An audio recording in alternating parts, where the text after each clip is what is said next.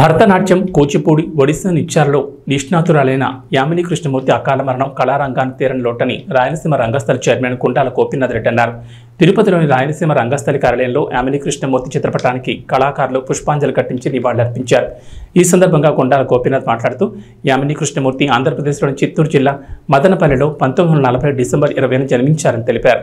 ఆమె కూచిపూడి నృత్యానికి దేశ విదేశాల్లో పేరు తెచ్చిపెట్టారని కొనియాడారు.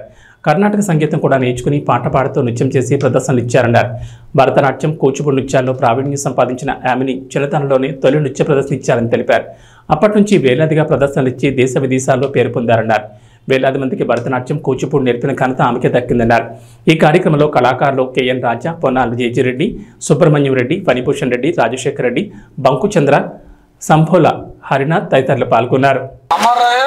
కృష్ణమూర్తి గారు యామిని కృష్ణమూర్తి గారు యామిని కృష్ణమూర్తి గారు నాట్య మయూరి యామిని కృష్ణమూర్తి గారు నాట్య మయూరి యామిని కృష్ణమూర్తి గారు నాట్య మయూరి కృష్ణమూర్తి గారు నాట్య తరంగని యామిని కృష్ణమూర్తి గారు యామిని కృష్ణమూర్తి గారు యామిని కృష్ణమూర్తి గారు యామిని కృష్ణమూర్తి గారు యామిని కృష్ణమూర్తి గారు యామిని కృష్ణమూర్తి గారు యామిని కృష్ణమూర్తి గారు యామిని కృష్ణమూర్తి గారు యామిని కృష్ణమూర్తి గారు నాట్య మయూరి యామిని కృష్ణమూర్తి గారు నాట్య తరంగని యామిని కృష్ణమూర్తి గారు నిన్న మరణించడం చాలా బాధాకరం. ఆత్మకు శాంతి కలగాలని రాయలసీమ రంగస్థలి ఈరోజు ఆమె చిత్రపటానికి పుష్పాంజలి ఘటించి ఘన నివాళి అర్పించాము.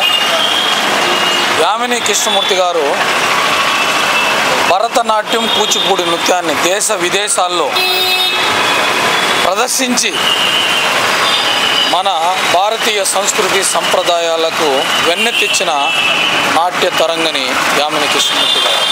ఆమె మన ఉమ్మడి చిత్తూరు జిల్లాలోని మదనపల్లి వాసి కావడం, అలాగే ఆమె ఎంతోమందికి నాట్యాన్ని నేర్పిన గురువు. ఆమె మరణించడం చాలా బాధాకరం. ఆమెకు ఆత్మకు శాంతి కలగాలని భగవంతుని రాయలసీమ రంగస్థలి కోరుతుంది. యామిని కృష్ణమూర్తి గారు యామిని కృష్ణమూర్తి గారు